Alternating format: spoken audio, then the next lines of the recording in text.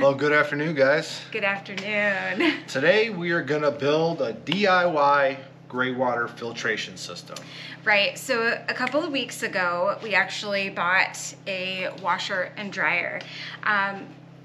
Not something we wanted to buy right now, but we've been spending so much time at the laundromat, it is just, we have way too much going on here, and we got a great deal. So we want to reuse this gray water, you know, being off-grid, not having a well, and we have not had rain in weeks. It's important to us. Super important. Yeah. We have ran a cycle through there. It takes about 10 gallons of water, and so 10 gallons of water doesn't seem like very much, and that is a very high efficiency washer. But 10 gallons, that could water all of our flowers. Yeah. You know, so we want to try to reclaim that some way, kind of double dip, use the water twice. So that's what we're gonna do. So we picked up all the supplies that we needed. Yep. Some of the stuff we actually had already, and we'll show you what we got, and we'll get to putting it together. Cool.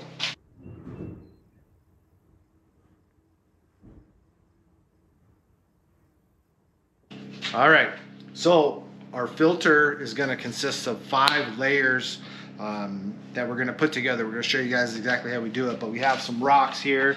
These are just river rocks. We have some sand. We have some weed fabric, and you got to make sure that this is permeable so that water can go through it. And then we have a washable mesh for the very first initial filtering. And so this is important because you want to be able to take this out and clean it if it gets funky or anything. We also have 2 totes.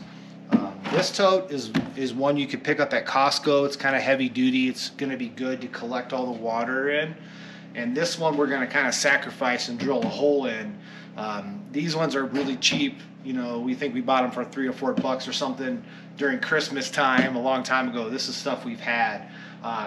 And so we're going to go ahead and put this together. But the one thing we want to make sure you guys are aware of is that you cannot store this gray water. This is not something that you're going to store and use later. We intend to use this the very same day we filter it. So we'll do a load of laundry. We'll use that water that night to do water our flowers and all that stuff like that. All right, so here's some of the tools that we're going to use. We have an 1/8" drill bit, and this will be used to drill a hole in the lid of this filter so that the hose, the drain hose from the washing machine, will go into that and it'll hold it there. This is a 2-inch drill bit, which will be used to drill a hole in the bottom for our drain. This is just a normal shower drain. We actually bought this at Goodwill for like $3. But basically we're just going to use this part. This is going to sit in the bottom of this tote, and then the rocks will be on top of this, and this will just prevent the rocks from falling through. And then a Sharpie to mark the bottom to drill, and we'll just use a normal drill. So Tiny's going to jump in and tell you guys another important thing that you need to remember.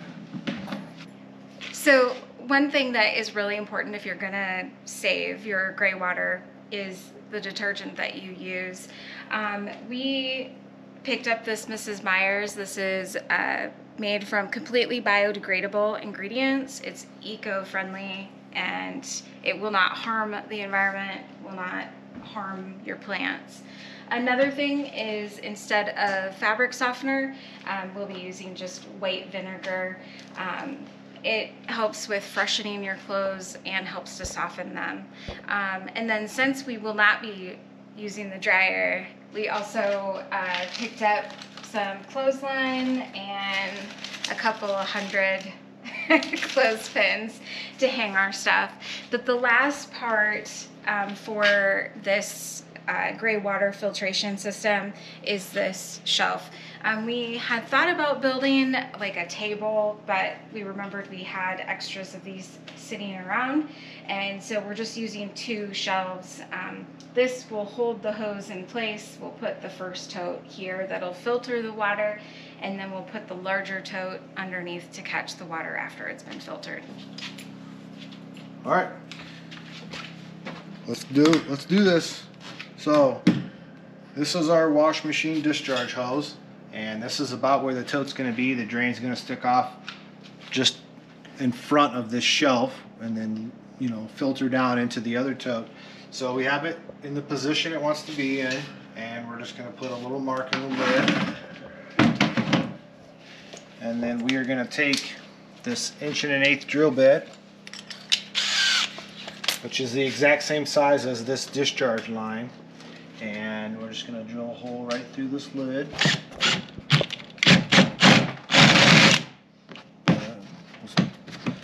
Not very pretty, but good job.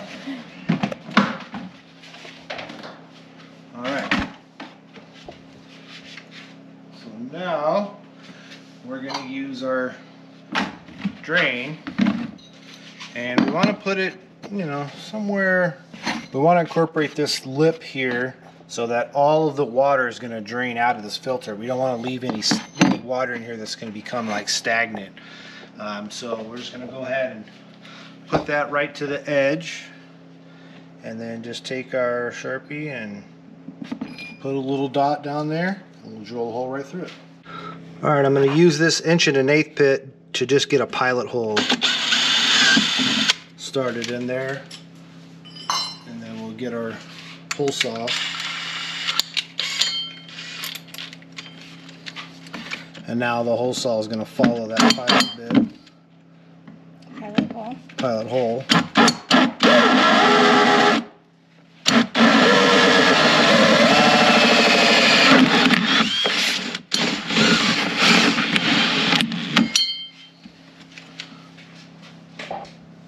Alright, now we'll just drop that in there. That'll prevent the rocks from falling out, but then the water will be able to filter right through it. Alright, so we got our drain stop in place, and we're going to start putting some of these rocks in here.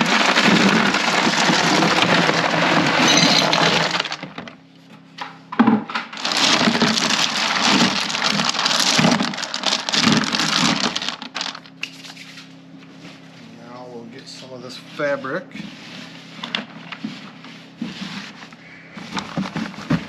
Put it down in here. Tuck it in nice so that it will prevent the sand from working through the rocks, basically, is what this fabric is going to be used for. Okay, so we'll take our sand.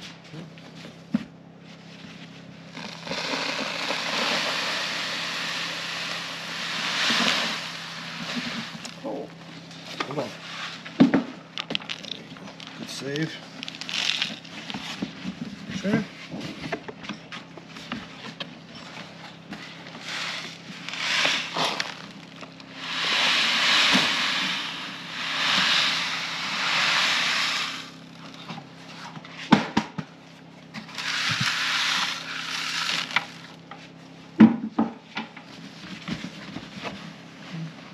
Work the sand to a nice level layer.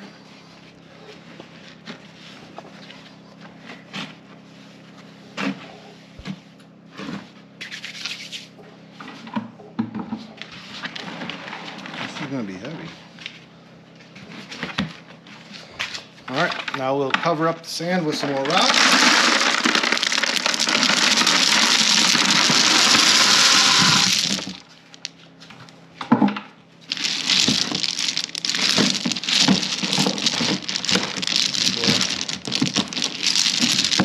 Okay, so we have our rocks, our filter fabric, the sand on top to prevent the sand from falling through, some more rocks for like a big filtration, and then we're going to use this washable filter right on top. So the water is going to spill onto this first, it'll filter out anything, go through the rocks.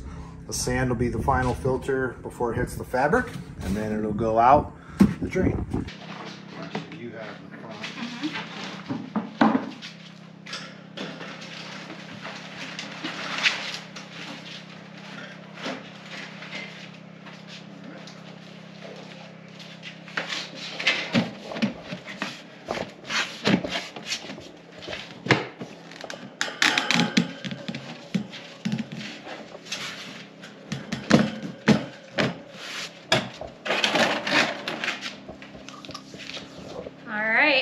Now the last thing we have to do is a load of laundry.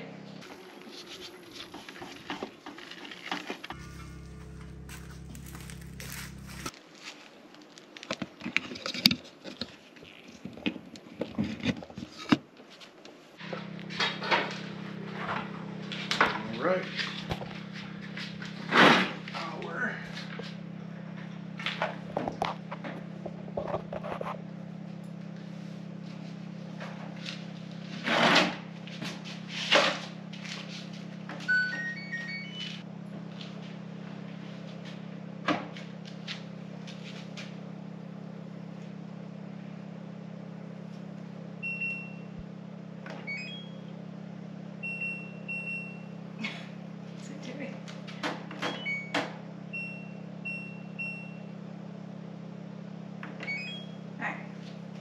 I'm still learning how to use this thing.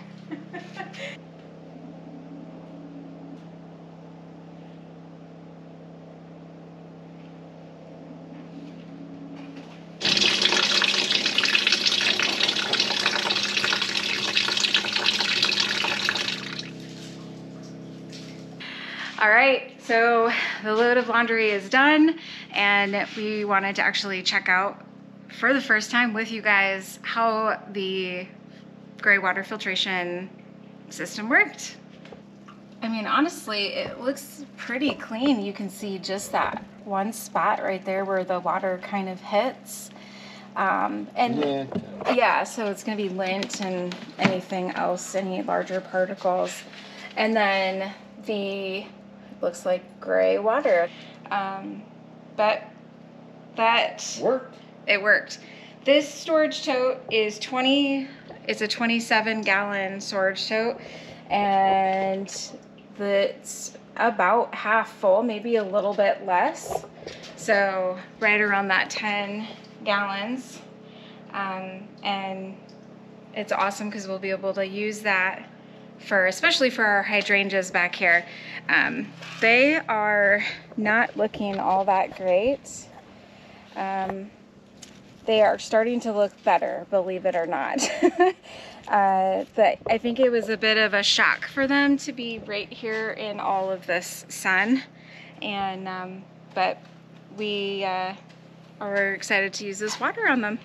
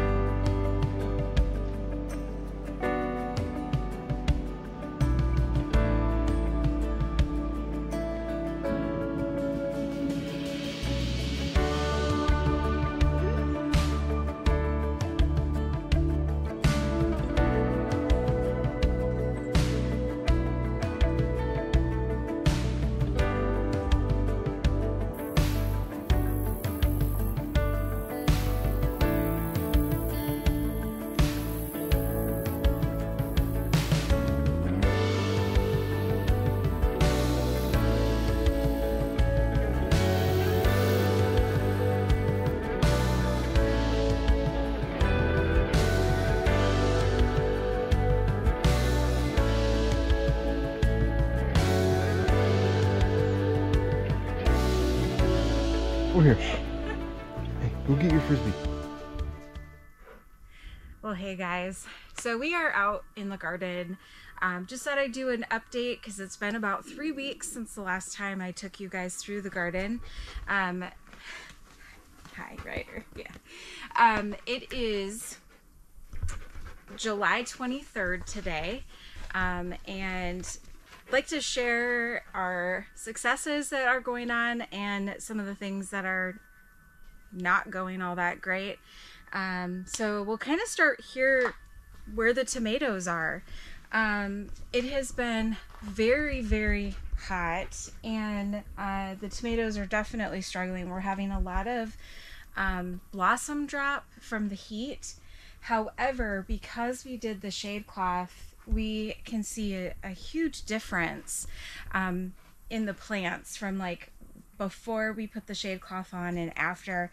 So they are doing better, but we haven't gotten any tomatoes. However, we do have quite a few,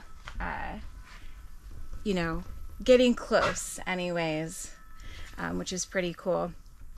This tomato plant is one that's really easy to see the blossom drop. This is the red centiflora, and I just barely touch it and the blossoms are just falling off.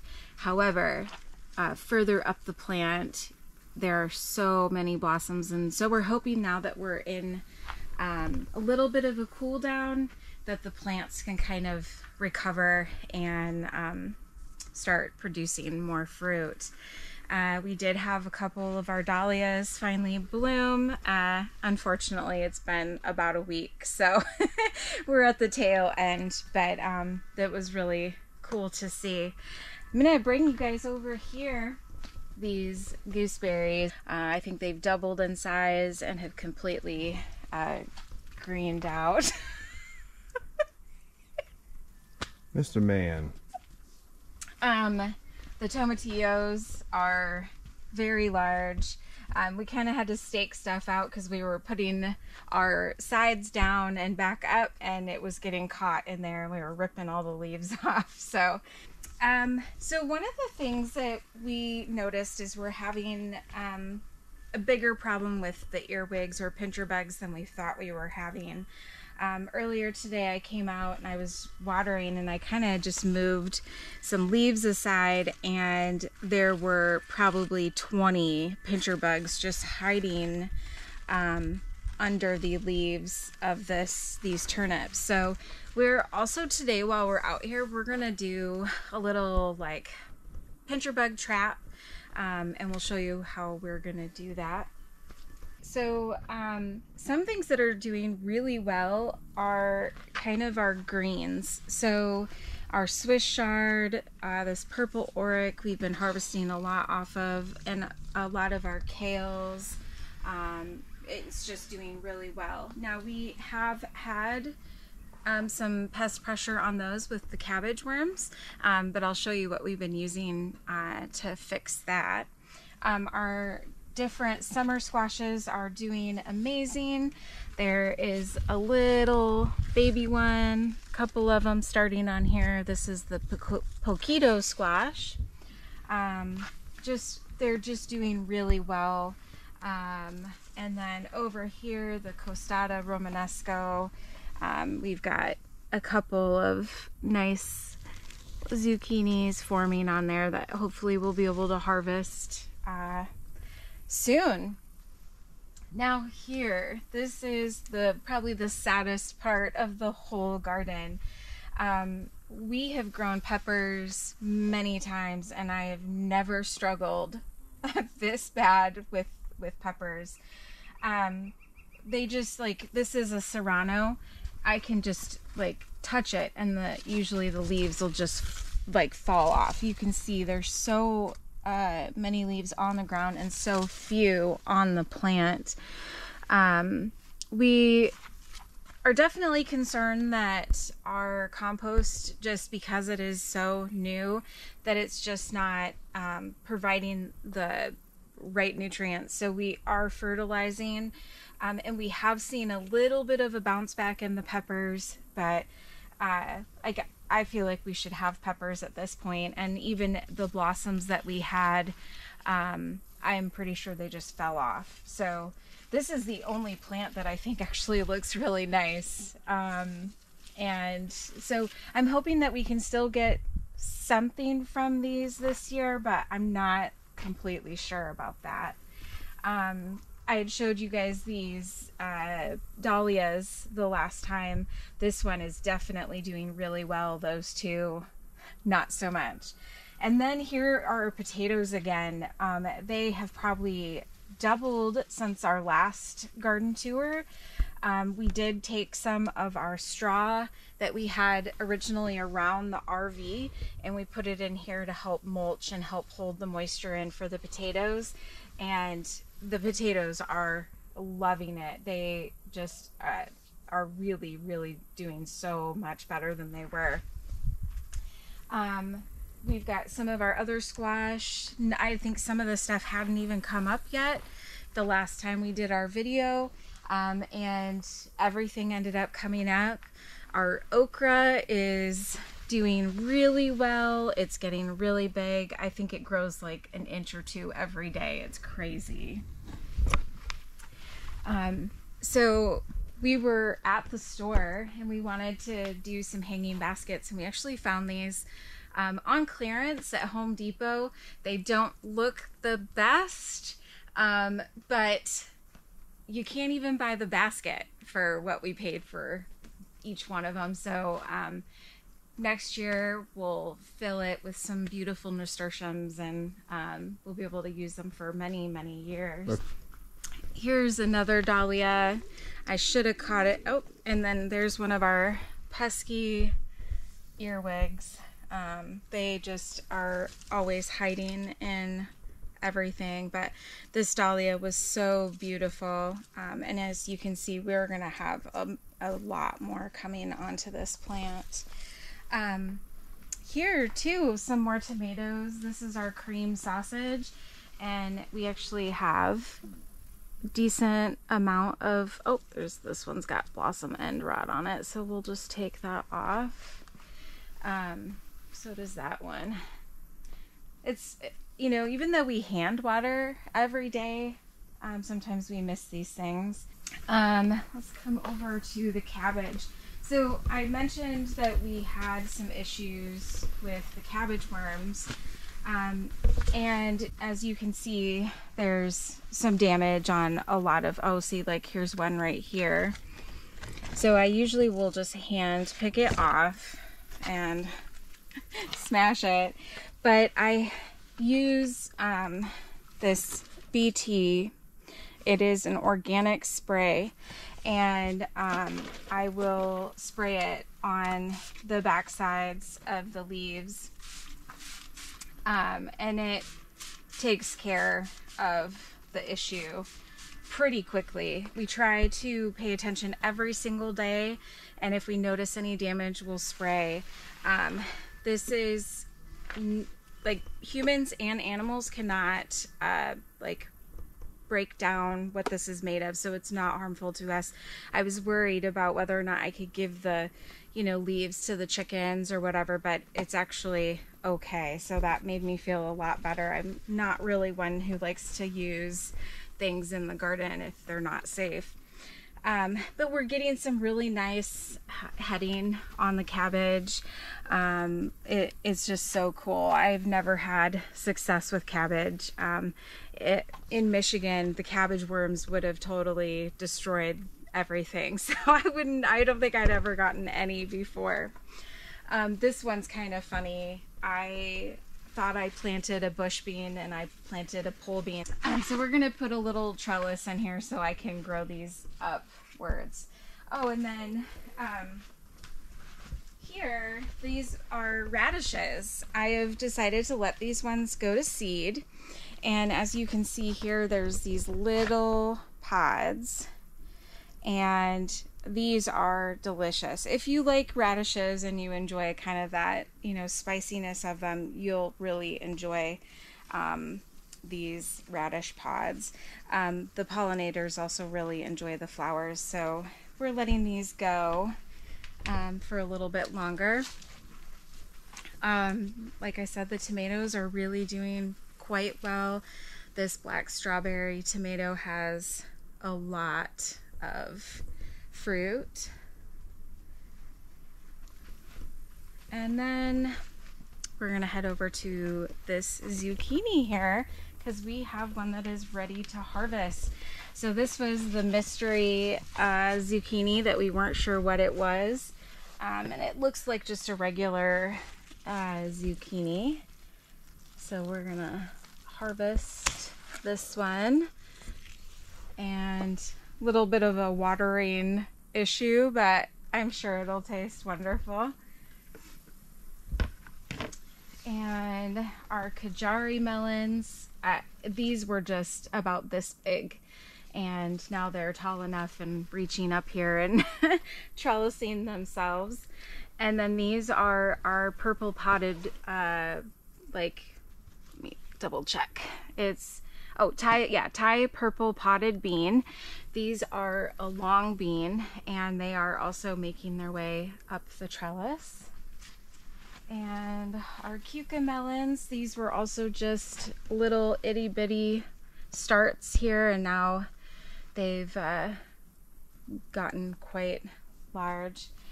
We have lots and lots of blossoms out here on our cucumber plants.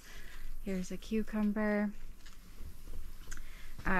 We're just gonna let these do whatever they want. And here's another cucumber we can pick.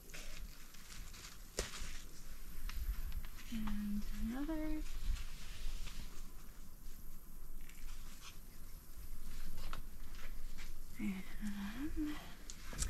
I wanted to show you guys our cauliflower, our one lovely cauliflower, and our Romanesco broccoli. These are doing so well. They did have a little bit of bug damage, so we sprayed them with the BT. We don't have any heads forming yet, but I've never been able to grow these either, so this is pretty exciting to be able to have them look as healthy. We have this beautiful red acre cabbage is getting nice little heads on it, and our nice Savoy cabbage, this is just looking beautiful, and it's starting to head up in there. Our celery is doing great. We've actually been using some garden stakes to hold the cabbage leaves up off of the celery, just to help them get a little more sunlight and not get pushed over. Our onions are doing relatively well. We did have quite a lot of loss. Not really sure why, especially in this one area that I showed you guys before. Just for some reason the onions do not want to grow here. Now, I mentioned in our last video, our last garden video, about these cabbage and those red ones. This is the Mammoth Red Rock, and I just don't think I would grow this again. It is not growing very well, and compared to the red acre cabbage, it is just kind of really sad looking. But I don't know, we did get a very late start, so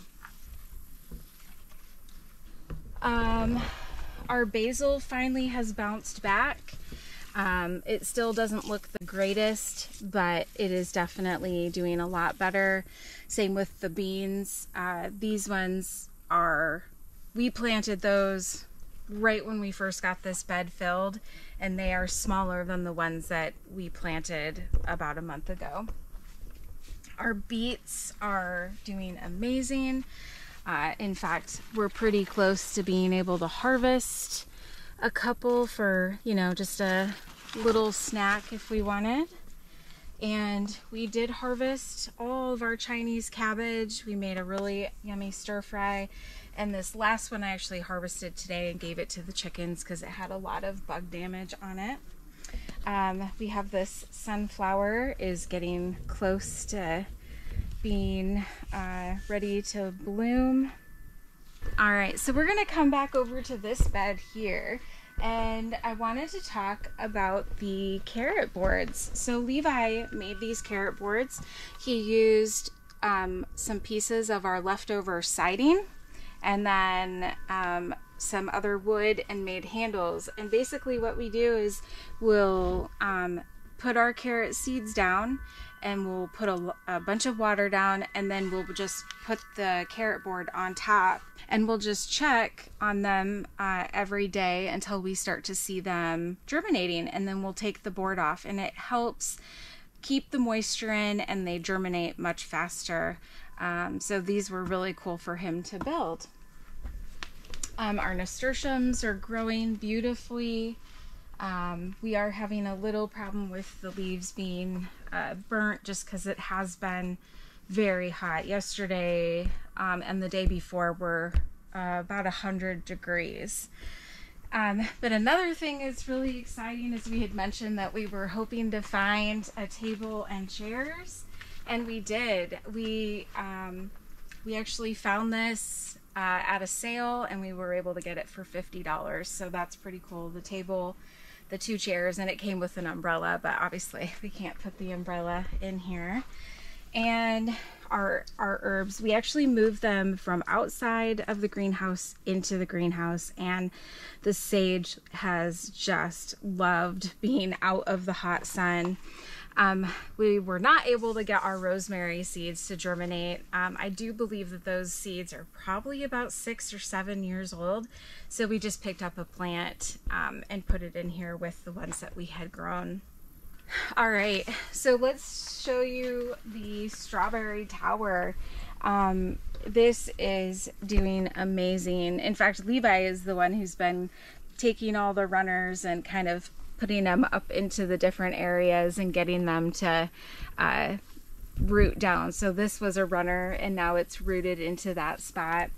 And then look at these beautiful snapdragons. These are, I think they're called apple blossom, and I think they were all supposed to be this color, and some of them are white, and that is okay. Those are beautiful. So one thing I also wanted to show you guys is this little tomato. So we planted this from seed, and it was probably about to here in our last video. So in 3 weeks, it has grown this much, and it is probably the healthiest plant out of all the tomatoes. Levi and I have been talking. We come out here every morning and every evening, and we just look at the garden, and we think that maybe next year we are not going to start our plants ahead of time, that we will just direct sow everything into the garden. I mean, there might be a few things that we'll start, but I'm really thinking that tomatoes and peppers, we are just gonna start out here from seed. Another thing is I think we're gonna definitely switch where we have things. I think the peppers and the zucchini would do better on this side of the greenhouse. This side is the east side, and the sun is over here a lot more, or longer I should say, than over on that side, and I think maybe the peppers would do better. I definitely think the shade cloth has made a huge difference. I don't think our plants would have survived in here these last couple of weeks with the temperatures the way they were if we didn't have the shade cloth on. But like all in all, we're still really happy. We're still gonna get a lot of food from here. But you know, this is our first year gardening here in Idaho, and our first time growing in a greenhouse, and so we are definitely learning a lot, and you know, we're gonna share the successes and the failures, and you know, we're constantly learning. We just wanted to show you guys how things are going.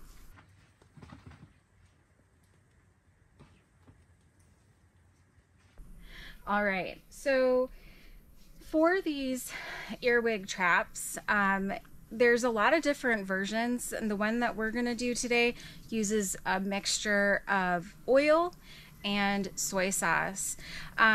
We had this oil in the refrigerator that we had used to fry something a while ago, so this is a perfect opportunity to just use it up and get rid of it. We just bought some cheap soy sauce, and then we took a can and we cut the base of the can off, and we're gonna use this. All right, so what you're supposed to do is whatever container you want to use, you want to have the top of it be level with the soil.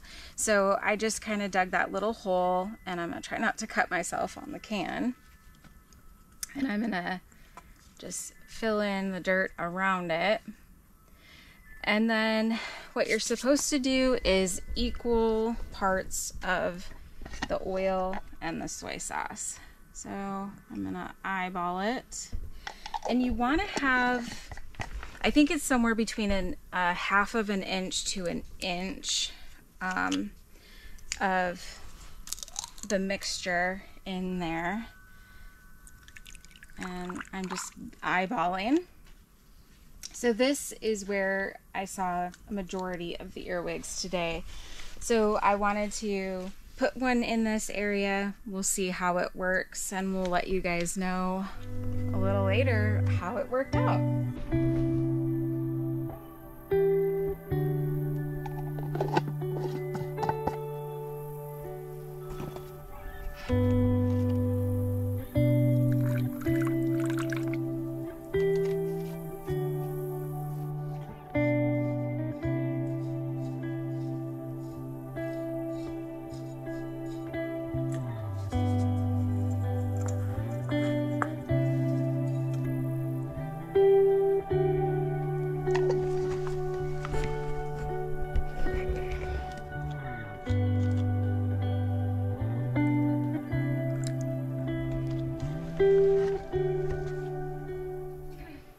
Guys, I hope you enjoyed seeing the garden again.